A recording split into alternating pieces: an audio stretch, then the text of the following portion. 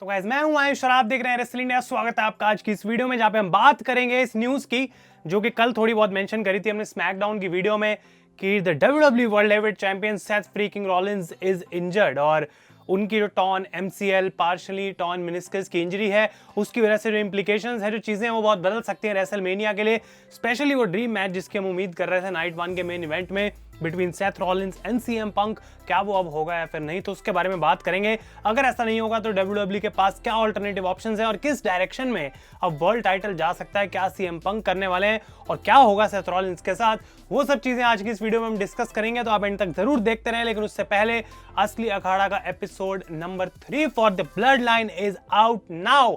The Usos and Roman take all the gold.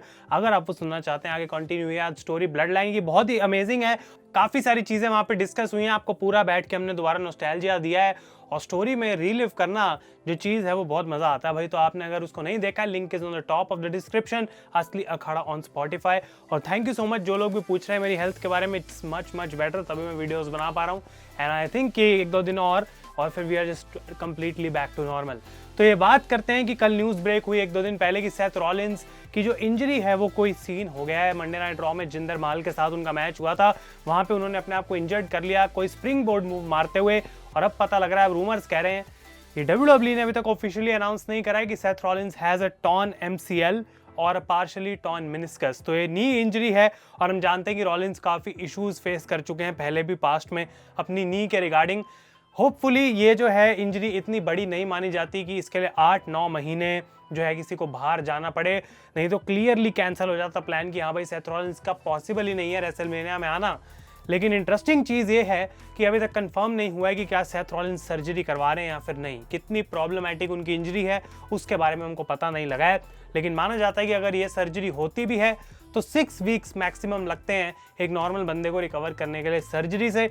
लेकिन Seth Rollins is Seth Rollins, तो अगर वो एक महीने में वापस आ सकते हैं, बिकॉज हम जानते हैं इस टाइम सेथ रॉलिंस कितना घुसे हुए हैं अपने इस वर्ल्ड टाइटल रन में, उनके लिए कितना इंपॉर्टेंट है रेसलमेनिया का main event against CM Punk, कि अगर ऐसे ही उनके हाथ से टाइटल जा रहा है इतनी आसानी से वो मानेंगे नहीं।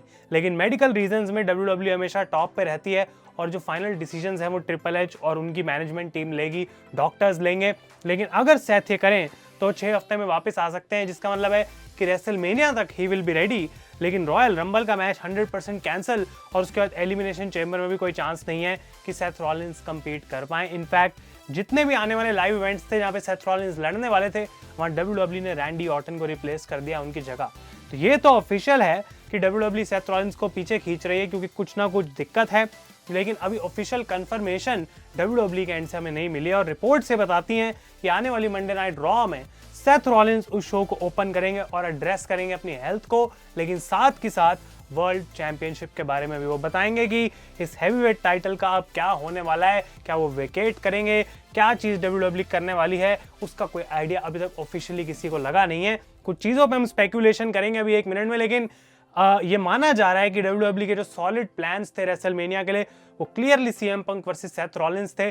तो अनलेस वो मजबूर हो जाए उस मैच को चेंज करने के लिए नाइट 1 में कि भाई हो ही नहीं सकता है, तब तक आई थिंक डब्ल्यूडब्ल्यू का अभी भी माना जा रहा है प्लान ए यही है कि सेथ वर्सेस पंक करना है हमें रेसलमेनिया में, जो कि मैं देखना चाहूंगा, जो कि सारे फैंस देखना चाहेंगे, because that is the money match.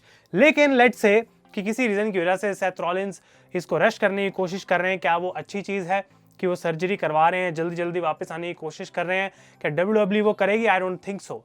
लेकिन अगर मान लें हम कि सेथ रॉलिंस टाइटल को वेकेट करते हैं और अब सेथ रॉलिंस जो हैं वो चैंपियन नहीं रहे, तो डब्ल्यूडब्ल्यू क्या कर सकती है?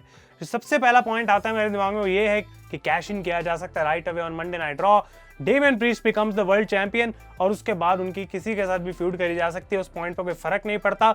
और रॉयल रंबल मैच को रॉयल रंबल मैच ही रखा जाए, जो उसको जीते can challenge for any championship they want. ये है ऑप्शन नंबर 1। दूसरा ऑप्शन जो कि काफ़ी क्रिएटिव हो सकता है लेकिन थोड़ा चीज़ों को चेंज कर देगा, वो है कि मेंस रॉयल रंबल मैच जो है उसको अपने आप के लिए ही बना दिया जाए for the world heavyweight championship. Interesting चीज़ ये है कि स्मैकडाउन के भी लोग रॉयल रंबल में होंगे और मंडे नाइट रॉ पे टाइटल डिफेंड करा जाता है मोस्टली रॉलिंस की तरफ से, तो उसमें कोई बड़ी प्रॉब्लम नहीं है, बिकॉज अगर कोई बंदा जीतता भी है स्मैकडाउन से तो उसको रॉ पे डाला जा सकता है अगर वो चैंपियन बने। लेकिन आई डोंट थिंक कि कोई ऐसा नाम है स्मैकडाउन से जो ये टाइटल जीत पाए, क्योंकि सारे नाम तो रोमन से लड़ रहे हैं, Elena, AJ Styles, Randy Orton. तो अगर कोई जीतता भी है Royal Rumble, has to be from Monday Night Raw. लेकिन फिर आखिर टाइटल जीतेगा कौन?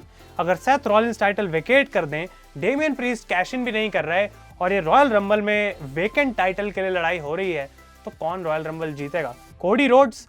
No chance, because Cody Rhodes को अपनी स्टोरी खत्म करनी है और वो स्टोरी ये चैंपियनशिप नहीं है, वो रोमन रेंस की चैंपियनशिप है, the WWE championship, not the world heavyweight championship. ये WWE नहीं कर सकती।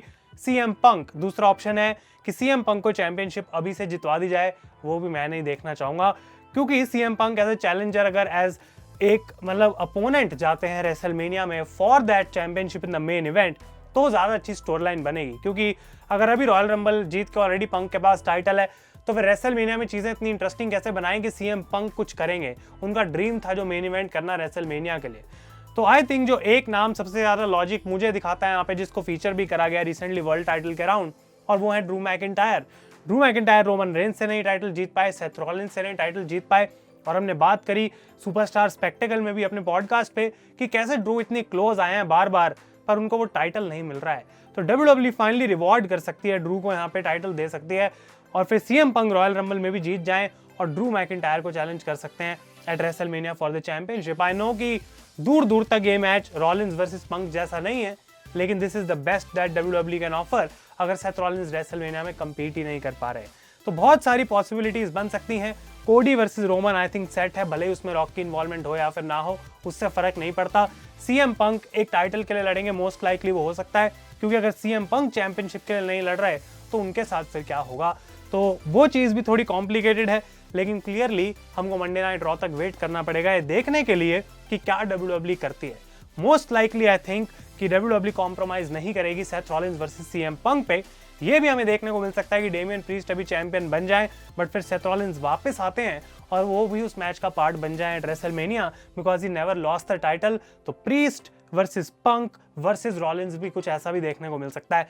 WWE के पास एक बड़ा टास्क है और मैं उम्मीद करूंगा कि वो ज़्यादा देर तक इसको डिले ना करें, हमें बता दें फटाफट कि क्या टाइटल के साथ होने वाला है, बिकॉज ये रेसलमेनिया सीजन है, स्टोरी लाइन बिल्ड करने की बहुत उनको ज़रूरत है। और अगर डेमियन प्रीस्ट इस टाइटल अपने कैश इन को रखते हैं बचा के रेसलमेनिया तक, और अगर ड्रू वहाँ पे चैंपियन है पंक के सामने, तो मे भी वहाँ पे एक मोमेंट क्राउन करी जा सकती है जहाँ पंक टाइटल जीत तो गए लेकिन राइट अवे हार गए अगर डेमियन प्रीस्ट वहाँ पे कैश इन कर लें।